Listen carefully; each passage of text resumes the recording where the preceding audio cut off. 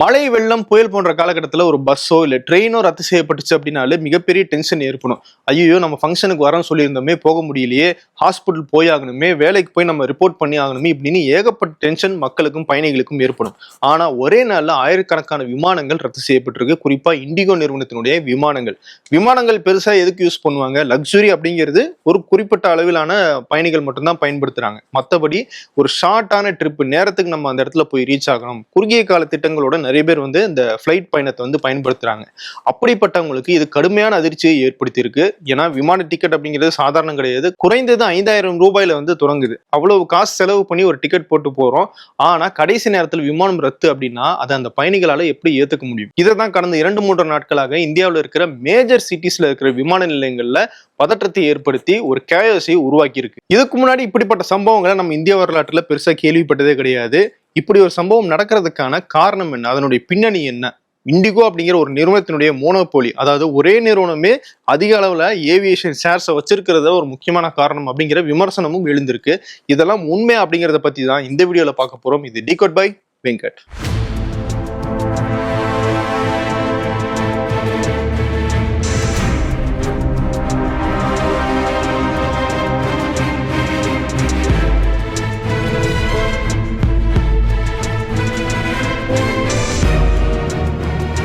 முதல்வர் உதயநிதி ஸ்டாலின் அவர்களுக்கு பிறந்த நாள் வாழ்த்துக்களை தெரிவித்துக் கொள்கிறார் அருண் நேரு, பெரம்பலூர் நாடாளுமன்ற உறுப்பினர். டிசம்பர் 4ஆம் தேதி விமானத்துல டிக்கெட் புக் பண்ண பயணிகள் எல்லாருமே சரியான நேரத்துக்கு விமான நிலையத்துக்கு போயிடுறாங்க. ஆனா அங்க போனாதான் தெரியுது விமானங்கள் ரத்து செய்யப்பட்டுருச்சு அப்படின்னு. சரி, ஒரு விமானம் 2 விமானம்னா பரவாயில்ல அப்படின்னு பார்த்தா இந்தியா முழுக்க ஆயிரக்கணக்கான விமானங்கள் அட் அ டைம் ரத்து செய்யப்பட்டிருக்கு. பயணிகள் எல்லாமே இண்டிகோ நிறுவனத்தினுடைய ஸ்டாஃபோட சண்டை போட ஆரம்பிச்சிட்டாங்க. சரி, அவசரமாக போகணும்னு நினைக்கிறவங்க வேற ஃபிளைட்டை நம்ம புக் பண்ணி போகலாம் அப்படின்னு பிரைஸ் எடுத்து பார்த்தோம்னா சர்ஜ் பிரைசிங் இருக்கிறதுனால விமானங்களுடைய அவைலபிலிட்டி கம்மியா இருக்கு, டிமாண்ட் அதிகமா இருக்கு அப்படிங்கிற காரணத்தினாலையும் விமானத்தினுடைய டிக்கெட்டும் ரொம்ப அதிகமாகிருது. இதனால நிறைய பேர் அவங்களுடைய பிளான் பண்ண ட்ரிப்பை செய்ய முடியாம போயிருது. சிலர் கல்யாணத்துக்காக போக வேண்டியது இருந்துச்சு, அந்த மணப்பெண் மணமகன் அவங்களே போகாம இருந்ததாக ஒரு சினாரியோ நம்ம பார்த்தோம். நிறைய பேர் பிசினஸ் ட்ரிப் போட்டிருந்தாங்க, அது போக முடியல. சிலர் ஹெல்த் ரீசன்ஸுக்காக ஆபரேஷனுக்கு போயாகணும் அப்படிங்கிற கட்டாயத்துல இருந்தவங்களாலையும் போக முடியாம கடுமையான இடைஞ்சலுக்கு உள்ளானாங்க அந்த பயணிகள் எல்லாம். என்னடா பிரச்சனை அப்படின்னு தேடி பார்க்கும்போது தான் FDTL தான் இதுக்கு காரணம் அப்படிங்கிறது தெரிய வருது. அதாவது ஃபிளைட் டியூட்டி டைம் லிமிடேஷன் அப்படிங்கிற விதிகள். இந்த விதிகளை சமீபத்துல தான் மத்திய அரசு கொண்டு வராங்க. ஃபேஸ் 1 ஏற்கனவே அமலுக்கு வந்துருச்சு. ஃபேஸ் 2 நவம்பர் 1ஆம் தேதி அமலுக்கு வந்தது. அந்த லிமிடேஷன்ஸ் அமலுக்கு வந்ததுதான் இந்த குளறுபடிக்கு காரணம் அப்படிங்கிறது முதல் கட்டமாக தெரிய வருது. சரி, ஏன் இந்த புதிய விதிகளை DGCA, அதாவது director general of civil aviation கொண்டு வராங்க அப்படின்னு பார்த்தோம்னா, சில விமான நிறுவனங்கள் பைலட்ஸுக்கு ஓவர் டைம் வேலை பார்க்க சொல்லி கட்டாயப்படுத்துறாங்க. தொடர்ந்து நைட் ஷிஃப்டா போடுறது, 10-12 மணி நேரம் 14 மணி நேரம்லாம் விமானம் இயக்க வைக்கிறது. இதெல்லாம் என்ன பண்ணும்? அந்த பைலட்ஸ் சோர்வாக்கும். இவ்வளவு பயணிகளை கொண்டு போற விமானி கொஞ்சம் அசந்தா கூட எவ்வளவு பெரிய அசம்பாவிதம் நடக்கும் அப்படிங்கிறத நம்ம சமீபத்துல குஜராத்தில் நடந்த ஏர் இந்தியா விமான விபத்துல கூட பார்த்தோம். சோ இவ்வளவு பிரச்சனைகள் இருக்கும்போது விமானிகளுக்கு ஓவர் டைம் கொடுக்க கூடாது, அவங்களுடைய வேலையை கொஞ்சம் கம்ஃபர்ட் ஆக்கணும் அப்படிங்கிறதுக்காக தான் இந்த FDTL விதிகளை கொண்டு வராங்க DGCA. இதுல பல்வேறு டெக்னிக்கல் விதிகள் இருக்கு. அதை தாண்டி பொதுமக்களுக்கு புரியுற மாதிரி 2 முக்கியமான விதிகள் இருக்கு. ஒன்னு பைலட்டினுடைய ரெஸ்ட்டை பத்தினது. இதுவரைக்கும் ஒரு வாரத்துக்கு 36 மணி நேரம் பைலட்ஸுக்கு ரெஸ்ட் கொடுக்கணும் அப்படிங்கிற அந்த விதி இருந்துச்சு. அதை இப்போ 48 மணி நேரமா ஆக்கிட்டாங்க. இந்த 48 மணி நேரம் அப்படிங்கிறது அவங்களுக்கு கொடுக்குற விடுமுறையை தாண்டி ஒரு ஃபிளைட்டுக்கும் இன்னொரு ஃபிளைட்டுக்கும் இடையில அவங்களுக்கு கொடுக்கப்படுற அந்த ரெஸ்ட் எல்லாம் கணக்கு பண்ணோம்னா 48 மணி நேரம் இருக்கணும் அப்படிங்கிற கணக்கு. 2வது நைட் ஷிஃப்ட். நைட் ஷிஃப்டை பொறுத்த வரைக்கும் இதுக்கு முன்னாடி ஒரு விமானி நைட் ஷிஃப்ட்ல விமானத்தை இயக்குறாரு அப்படின்னா அதிகபட்சம் 6 லேண்டிங்கை அவரால் பண்ண முடியும் அப்படிங்கிற அந்த விதிமுறையை அலோவ் பண்ணுச்சு. ஆனா இப்ப என்ன மாத்திருக்காங்கன்னா 2 லேண்டிங்கை மட்டும்தான் அவர் நைட் ஷிஃப்ட்ல பண்ணணும் அப்படிங்கிறத கொண்டு வந்திருக்காங்க. அது மட்டும் இல்ல, அந்த நைட் ஷிஃப்ட்டுக்கான டைம் எவ்வளவு அப்படிங்கிறதையும் மாத்திருக்காங்க. இதுக்கு முன்னாடி இரவு 12 மணில இருந்து அதிகாலை 5 மணி வரைக்கும் அப்படிங்கிற அந்த டைம் தான் நைட் ஷிஃப்டாக இருந்துச்சு. இப்போ அதிகாலை 6 மணி வரைக்குமே நைட் ஷிஃப்ட் தான் அப்படின்னு எக்ஸ்டெண்ட் பண்ணியிருக்காங்க. ஏன் இந்த டைம் எக்ஸ்டெண்ட் பண்ணியிருக்காங்க அப்படின்னா, ஒருத்தர் நைட் ஷிஃப்ட் பாக்குறாருன்னா அவருக்கு அதிகபட்ச டியூட்டியே 10 மணி நேரம் தான் இருக்கணும். அப்போ 6 மணி நேரம் நைட்லேயே போயிருச்சுன்னா பகல்னு வர கணக்குல ஒரு 4 மணி நேரம் அவர் அதிகபட்சமாக விமானத்தை இயக்கலாம். 8 மணி நேரம் தான். அதை தாண்டி விமானம் தரையிறங்க முடியாம போச்சு செஞ்சுச்சு அப்படின்னா எக்ஸ்ட்ரா 2 மணி நேரம் எக்ஸ்டெண்ட் பண்ணுவாங்க. அந்த 4 மணி நேரம் கேப்ல அதிகமாக லேண்டிங்ஸை கொடுக்க கூடாது அப்படிங்கிற காரணத்துக்காக தான் இந்த 12 to 6 அப்படிங்கிற அந்த டைம் லைனை எக்ஸ்டெண்ட் பண்ணி செட் பண்ணியிருக்காங்க. அது மட்டும் இல்ல, ஒரு பைலட்டுக்கு அதிகபட்சமாக 2 நாட்களுக்கு மேல நைட் டியூட்டிஸ் கொடுக்க கூடாது அப்படிங்கிறதையும் இதுல ஸ்ட்ரிக்டாக சொல்லியிருக்காங்க. இப்போ ஓவராலா பார்த்தோம்னா பைலட்ஸுக்கு அதிகமாக ரெஸ்ட் கொடுக்கணும், அதன் மூலமாக அவங்க கான்சென்ட்ரேட்டடாக சேஃபாக விமானத்தை இயக்கணும் அப்படிங்கிறது தான் இந்த FDTL கொண்டு வரப்பட்டதுக்கான நோக்கம். சரி, இந்த FDTL கொண்டு வந்தது எப்படி இண்டிகோனுடைய அந்த பிரச்சனைக்கு காரணமாக அமைஞ்சது அப்படிங்கிற அந்த ஏரியாவுக்கு வருவோம். இந்த FDTL ஃபர்ஸ்ட் ஃபேஸ் ஜனவரி 2024 கொண்டு வரப்பட்டுச்சு. செகண்ட் ஃபேஸ் நவம்பர் 1, 2025 தான் வந்து அமலுக்கு வருது. அதுக்கு முன்னாடியே எல்லா விமான நிறுவனங்களும் பிளானை கரெக்டா பண்ணியிருக்கணும். இண்டிகோ அதுல தான் சொதப்பியிருக்காங்க. இந்த FDTL கொண்டு வந்ததுனால என்ன ஆகுது அப்படின்னா, இவங்க குறிப்பிட்ட எண்ணிக்கையில இதுக்கு முன்னாடி விமானிகளை வச்சு, கேபின் குரூவை வச்சு விமானங்களை இயக்கிட்டு இருந்தாங்க. அப்ப கையில இருக்கிற அந்த விமானிகளுக்கு கூடுதலாக ரெஸ்ட் டைம் கொடுக்கணும் அப்படிங்கிறதுனால என்ன ஆகுதுன்னா, விமானிகளுடைய தட்டுப்பாடு ஏற்படுது. இண்டிகோ நிறுவனம் புதுசாக விமானிகளை வேலைக்கு எடுக்க வேண்டிய தேவை ஏற்படுது. இதை முன்கூட்டியே இண்டிகோ நிறுவனம் சரியாக பிளான் பண்ணல. இந்த ரோஸ்டரிங் அப்படின்னு சொல்லுவாங்க, யார் யாரை எந்த ஷிஃப்ட்ல வேலை பார்க்க வைக்கணும் அப்படின்னு ஒரு ஷெட்யூல் ஒன்று போடுவாங்க. அந்த ஷெட்யூலை இவங்க போட்டதுல சில குளறுபடிகள் ஏற்படுது. குறிப்பாக டிசம்பர் மாசத்துல அந்த குளறுபடி மிகப்பெரிய அளவுல உருவெடுக்குது. காரணம், டிசம்பர் மாசம் அப்படிங்கிறது ஹாலிடேக்கான ஒரு சீசன். கிறிஸ்மஸ் வருது, நியூ இயர் வருது அப்படின்னு ஏகப்பட்ட பிளான்ஸ் இந்த டிசம்பர் மாதம் ஃபுல்லாகவே இருக்கும் அப்படிங்கிறதுனால அதுக்காக இவங்க ஷெட்யூல் போடும்போது விமானிகள் அதிக பேர் ரெஸ்ட்ல இருக்கிறாங்க. அப்போ ரெஸ்ட்ல இருக்காங்க அப்படின்னா விமானத்தை இயக்க முடியாத ஒரு சிச்சுவேஷன். அதுதான் ஒரே நாள்ல கிட்டத்தட்ட 1000 விமானங்களை ரத்து செய்யற நிலைமைக்கு இண்டிகோவை தள்ளுது. இண்டிகோ நிறுவனத்துக்கிட்ட கிட்டத்தட்ட 2300 விமானங்கள் இருக்கு. அதுல 1000 விமானங்கள் ரத்து செய்யப்படுது அப்படின்னா அதனுடைய பெர்சன்டேஜ் பார்த்தோம்னா கிட்டத்தட்ட 50% வந்துருது. இவ்வளவு பெரிய கேன்சலேஷன் ஏற்பட்டுச்சு அப்படின்னா அது எவ்வளவு பேரை பாதிக்கும் அப்படிங்கிறது யோசிச்சு பாருங்க. இதெல்லாம் சரி, இந்த FDTL ரூல்ஸ் கொண்டு வரதுனால இண்டிகோ நிறுவனம் மட்டும் ஏன் இவ்வளவு தூரம் பாதிக்கப்படுது, மற்ற நிறுவனங்கள்லாம் சுமூகமாக இயக்கிட்டு தான் இருக்காங்க அப்படிங்கிற ஒரு கேள்வி நேரம் உங்களுக்கு வந்திருக்கணும். கரெக்ட். அதுக்கு 2 முக்கியமான காரணங்கள் இருக்கு. ஒன்னு, இண்டிகோ நான் ஏற்கனவே சொன்ன மாதிரி சரியாக அந்த ரோஸ்டரிங்க ஷெட்யூலை ஃபாலோ பண்ணல.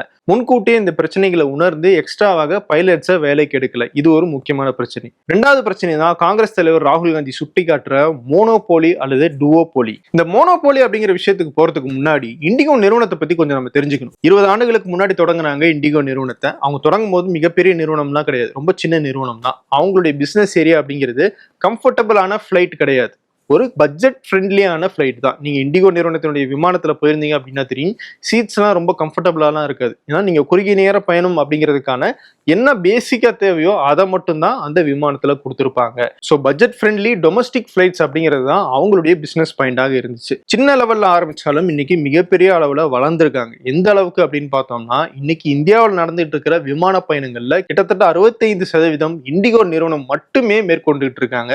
குறிப்பா விமான ரூட்ஸ் இருக்குல்ல, அதாவது இந்த நகரத்துல இருந்து இந்த நகரம் அப்படின்ற அந்த ரூட்ஸ்ல 66% ரூட்ஸ்ல இந்த இண்டிகோ நிறுவனத்துக்கு எந்த காம்படிஷனுமே இல்லை. அதனாலதான் இதை மோனோபோலி அப்படின்னு சொல்றாங்க. இப்போ ஒரு உதாரணத்துக்கு, மதுரை விமான நிலையத்துக்கு சென்னையில இருந்து போறதுக்கு இண்டிகோ நிறுவனம் மட்டும்தான் ஃபிளைட்டை இயக்குறாங்க அப்படிங்கிற அந்த மோனோபோலி ஸ்டேட்டஸ்ல இருக்காங்கன்னா, இன்னைக்கு இண்டிகோ நிறுவனம் தங்களுடைய ஃபிளைட்டை இயக்கல அப்படின்னா மதுரைக்கு யாருமே ஃபிளைட்ல போக முடியாது அப்படிங்கிற ஒரு சிச்சுவேஷன் ஏற்படுது.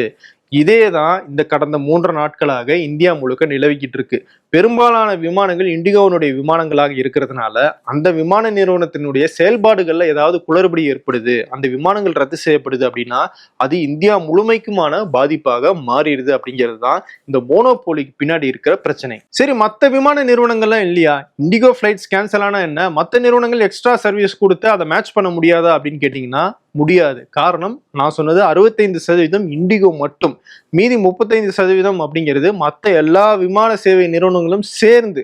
அப்போ எப்படி இண்டிகோனுடைய அந்த இடத்தை இவங்களால மேட்ச் பண்ண முடியும் அப்படிங்கிறது தான் இங்க நம்ம கவனிக்க வேண்டிய முக்கியமான விஷயம். ஒரு காலத்துல ஜெட் ஏர்வேஸ், கோ ஏர், ஸ்பைஸ் ஜெட் போன்ற பல்வேறு நிறுவனங்கள் இந்த டொமஸ்டிக் ஃபிளைட் ஏரியால வந்து ரொம்ப தீவிரமாக செயல்பட்டுக்கிட்டு இருந்தாங்க. அதாவது இந்தியாவுக்குள்ளேயே விமான சேவைகள் கொடுக்கறதுல. ஆனால் அந்த நிறுவனங்கள்லாம் கொஞ்சம் கொஞ்சமாக மூட அந்த இடத்தை இண்டிகோ பிடிச்சுதான் இந்த அளவுக்கு பெரிய இடத்துக்கு வராங்க. அதுலயும் ஸ்பைஸ் ஜெட்னுடைய பங்களிப்புலாம் இப்ப வெறும் 2% தான் இருக்கு அப்படின்னு சொல்றாங்க. ஏர் இந்தியா நிறுவனம் இந்திய அரசு கையில இருந்த போது கடன்ல தத்தளிச்சிட்டு இருந்தது. அதை நேக்கா அவங்க டாடா கையில தள்ளி விட்டாங்க. டாடா நிறுவனம் அதை எடுத்து அதை கொஞ்சம் கொஞ்சமாக டெவலப் பண்ணிட்டு இருக்காங்க. அப்படிங்கிறதுனால முழு வீச்சுல அவங்களாலையும் இந்த சர்வீஸை மேட்ச் பண்ண முடியல. ஸோ ஒரே நிறுவனம் கையில இவ்வளவு விமான சேவைகளும் இருக்கும்போது அது ரத்தாச்சு அப்படிங்கிறதுனாலதான் இவ்வளவு பெரிய பாதிப்பு ஏற்பட்டிருக்கு. சரி, இந்த மோனோபோலியாக ஒரு நிறுவனம் இருக்கிறதுல என்ன பிரச்சனை? அவங்க நல்லா பிசினஸ் பண்றாங்க, நல்லா சர்வீஸ் கொடுக்குறாங்க, அவங்க வளர்றாங்க, இதுல என்ன தப்பு இருக்கு அப்படின்னு உங்களுக்கு தோணலாம். ஆனா அதுல இருக்கிற சிக்கல் மக்களுக்கு தான். உதாரணத்துக்கு சொல்லணும்னா 2015 சென்னை ஃபிளைட்ஸ்ல கிடைச்ச ஒரே மொபைல் நெட்வொர்க்கு பிஎஸ்என்எல்லோடது மட்டும்தான். பிஎஸ்என்எல் நிறுவன ஊழியர்கள் மட்டும்தான் மழை வெள்ளத்துக்கு நடுவுலையும் போய் அந்த டவர்களை எல்லாம் சரி செஞ்சாங்க. ஏர்டெலோ இல்ல மற்ற நிறுவனங்களோ 2 நாட்களுக்கு டவரே கிடைக்கல. அதே மாதிரி எந்த மழை வெள்ளமாக இருந்தாலும் சரி, புயலாக இருந்தாலும் சரி, முதல்ல ரிஸ்க் எடுத்து மக்களுக்கு அந்த பயணத்தை கொடுக்கணும் அப்படிங்கிறதுக்காக பஸ்ஸை எடுக்கிறது அரசு போக்குவரத்து கழகங்கள் தான். ஆம்னி பஸ்ஸோ இல்ல மற்ற தனியார் பேருந்துகளோ அந்த டேமேஜஸுக்கு பயந்து அவங்க பஸ்ஸை இயக்க மாட்டாங்க. அப்போ இக்கட்டான சூழ்நிலையில இந்த மாதிரியான அரசு நிறுவனங்கள் தான் மக்களுக்கு உதவிக்கு போகுது. அதே மாதிரி இன்னைக்கு ஏர் இந்தியா அப்படிங்கிற ஒரு நிறுவனம் அரசு கீழே இருந்துருந்துச்சு அப்படின்னா அது இந்த மாதிரியான இக்கட்டான சூழ்நிலையில இதை மேட்ச் பண்றதுக்கு, மக்களுக்கு ஹெல்ப் பண்றதுக்கு உதவி இருக்கும். அப்படி ஒரு நிறுவனம் இந்திய அரசு கையில இல்லாததுனால தனியார் நிறுவனங்களுடைய மோனோபோலியில இந்த ஏவியேஷன் செக்டார் போய் மாட்டுது. அது இந்த மாதிரியான இக்கட்டான சூழ்நிலையில மக்களை பிரச்சனைக்குள்ள தள்ளுது. ரெண்டாவது, எந்த ஒரு இண்டஸ்ட்ரியாக இருந்தாலும் சரி, அதுல ஒரு நிறுவனம் மட்டும் மோனோபோலியாக இருக்காங்க அப்படின்னா அவங்க அரசாங்கத்தை டாமினேட் பண்ணுவாங்க. நாங்க சொல்றபடி இதெல்லாம் எங்களுக்கு மாத்தி கொடுங்க அப்படின்னு சொல்லி ரொம்ப அதிகாரமாக கேட்கறதுக்கு வாய்ப்பு இருக்கு. அவங்க சொல்ற விலையை தான் மக்கள் வாங்கணும் அப்படிங்கிற கட்டாயத்துக்கும் மக்கள் தள்ளப்படுவாங்க. இந்த விஷயங்கள் எல்லாம் இருக்கக்கூடாது அப்படின்னா அந்த இடத்துல காம்படிஷன் இருக்கணும். இப்போ ஏர்டெல் இருக்கும்போது ஜியோன்னு ஒரு கம்பெனி வந்து ரொம்ப கம்மி காசுக்கு டேட்டாவை கொடுத்தாங்கல்ல, அதுக்கப்புறமாக தான் ஏர்டெல் தங்களுடைய டேட்டாவை குறைச்சாங்க. இப்போ ஜியோ திரும்பவும் டேட்டா விலையெல்லாம் ஏத்திட்டாங்கன்னு வைங்களேன். ஆனா ஏர்டெல் அந்த விலையை இன்னும் கொஞ்சம் கண்ட்ரோல் பண்ணி கொஞ்சம் கொஞ்சமாக தான் ஏத்துறாங்க. ஸோ இதை தான் வந்து காம்படிஷன் அப்படின்னு சொல்றோம். ஒரு காம்படிஷன் இருக்கும்போது தான் மக்களுக்கு சரியான சேவை சரியான விலையில போய் சேரும். அதை உறுதிப்படுத்த வேண்டியது அரசாங்கத்தினுடைய கடமை. இப்போ கூட பாருங்க, இப்படிப்பட்ட ஒரு பெரிய நிறுவனம் விமானங்கள் ரத்து செய்யறதுனால உடனடியாக சர்ஜ் பிரைசிங்ல மற்ற விமானங்களுடைய டிக்கெட் விலை தாறுமாறாக ஏறிடுச்சு. ஏன்னா மக்கள் இந்த ஃபிளைட் இல்லைன்னு சொல்லி அடுத்த ஃபிளைட் தேடி போறாங்க. அப்படி போகும்போது டிமாண்ட் அதிகமாகுது, அதற்கேற்ப அந்த டிக்கெட்டினுடைய விலையும் அதிகமாகுது. இப்படிதான் ஒரு மோனோபோலி மக்களை இன்டைரக்டாக ஏதோ ஒரு இந்த மாதிரியான இக்கட்டான சிச்சுவேஷன்ஸ்ல பாதிப்பை ஏற்படுத்தும். சரி, இந்த மோனோபோலியை தடுக்க அரசாங்கம் என்ன பண்ணணும்? காம்படிஷனை அதிகரிக்கணும். அரசாங்கமே ஒரு காம்படிட்டராக அதுக்குள்ள வந்தா மட்டும்தான் விலையை குறைக்க முடியும். அது மட்டும் இல்ல, ஏவியேஷனோ இல்ல எந்த ஒரு துறையாக இருந்தாலும் சரி, ஒரு பர்டிகுலர் நிறுவனம் அந்த நிறுவனம் சார்ந்த அந்த செக்டர்ல அந்த இண்டஸ்ட்ரியில இவ்வளவு % ஷேருக்கு மேல வச்சிருக்க கூடாது அப்படிங்கிற கண்ட்ரோலை கொண்டு வரணும், அதை அமல்படுத்தணும். இதெல்லாம் பண்ணா மட்டும்தான் மோனோபோலி தடுக்கப்படும். ஆனா இந்தியா மாதிரி நிறுவனங்கள் லாபம் சம்பாதிக்கிறதுக்காக இந்த லேபர் லாஸ், அதாவது தொழிலாளர் சட்டங்கள்ல மாற்றம் ஏற்படுத்துற மாதிரியான நாடுகள்ல இந்த மோனோபோலி சட்டங்கள் எல்லாம் பெருசா அமல்படுத்தப்படுறது கிடையாது. சரி, இந்த இண்டிகோ பிரச்சனையை எப்படி சரி பண்றது அப்படின்னு யோசிச்ச டிஜிசிஏ பிப்ரவரி 10 வரைக்கும் இந்த ரூல்ஸ்ல சில தளர்வுகளை கொடுத்திருக்காங்க இண்டிகோ நிறுவனத்துக்கு மட்டும். குறிப்பாக இண்டிகோனுடைய ஏர்பஸ் 320 அப்படிங்கிற அந்த வகை விமானங்களுக்கு மட்டும் இந்த தளர்வு கொடுத்திருக்காங்க. அதை இயக்குற விமானிகளுக்கு கொஞ்சம் rest time, night shift time இதையெல்லாம் முன்னாடி எப்படி ஃபாலோ பண்ணாங்களோ அதே மாதிரி கொடுக்க சொல்லியிருக்காங்க. ஏன் இவ்வளவு டைம் கொடுக்குறாங்க அப்படின்னா, இண்டிகோ நிறுவனம் வெளிப்படையாக சொல்லிட்டாங்க, எங்களுக்கு இந்த பிரச்சனையை சரி பண்றதுக்கு எப்படியும் 2 மாசம் எடுத்துரும் அப்படின்னு. அது வரைக்கும் எவ்வளவு விமானங்கள் கேன்சல் செய்யப்படும் அப்படிங்கறத பத்தியும் நாங்க கால்குலேட் பண்ணிட்டு இருக்கோம் அப்படின்னு சொல்றாங்க. ஸோ இந்த கேப்புக்குள்ள விமானங்கள் ரத்து செய்யப்படுது அப்படின்னா அதுக்கான ரீஃபண்டை உடனடியாக பயணிகளுக்கு கொடுக்கணும் அப்படின்னு டிஜிசிஏ சார்பில் இண்டிகோ நிறுவனத்துக்கு உத்தரவிடப்பட்டிருக்கு. இண்டிகோ நிறுவனமும் மாற்று ஏற்பாடுகளையும் பண்றதாக தகவல் வருது. ரயில்வேஸ்ல 3rd AC கம்பார்ட்மெண்ட்ஸ்ல இந்த பயணிகளுக்கு சீட் அரேஞ்ச் பண்ணி தரதாகவும் சில இடத்துல வந்து தகவல் வந்துகிட்டு இருக்கு. அது மட்டும் இல்ல, டெம்பரரியாக அதிகபட்சமாக டிக்கெட் விலை இவ்வளவுதான் இருக்கணும் அப்படின்னு சொல்லி ஒரு வரம்பை பிக்ஸ் பண்ணி டிஜிசிஏ அறிவிச்சிருக்காங்க. அதன்படி பார்த்தோம்னா 7500 ரூபாய் தொடங்கி 18,000 ரூபாய் வரையிலான அந்த மேக்சிமம் லிமிட்டை வந்து பிக்ஸ் பண்ணியிருக்காங்க. அதாவது 500 கிலோமீட்டருக்கு உள்ள இருந்துச்சுன்னா 7500, 1000, 2000 போச்சுன்னா அதிகபட்சமாக 18,000 தான் வாங்கணும் அப்படின்னு லிமிட் செட் பண்ணியிருக்காங்க. ஏன்னா விமான சேவை கம்மியாக இருக்கு, டிமாண்ட் அதிகமாக இருக்குன்றதுனால பிரைசிங் ரொம்ப தாறுமாறா ஏறிடுச்சு. அதை கட்டுப்படுத்துறதுக்காகவும் டிஜிசிஏ இந்த நடவடிக்கையை எடுத்திருக்காங்க. தொடர்ந்து இந்த இண்டிகோ விவகாரத்துல என்ன நடக்குது அப்படிங்கறத பத்தி அடுத்தடுத்த வீடியோக்குள்ள பார்க்கலாம். டிகோ நிகழ்ச்சியில வேறொரு வீடியோல உங்களை மீண்டும் சந்திக்கிறேன். நன்றி. நவம்பர் 27 பிறந்த நாள் காணும் திராவிடத்தின் விடிவெள்ளி உதயநிதி ஸ்டாலின் அவர்களுக்கு மனமார்ந்த பிறந்த நாள் வாழ்த்துக்களை தெரிவித்துக் கொள்கிறார் அருண் நேரு, பெரம்பலூர் நாடாளுமன்ற உறுப்பினர்.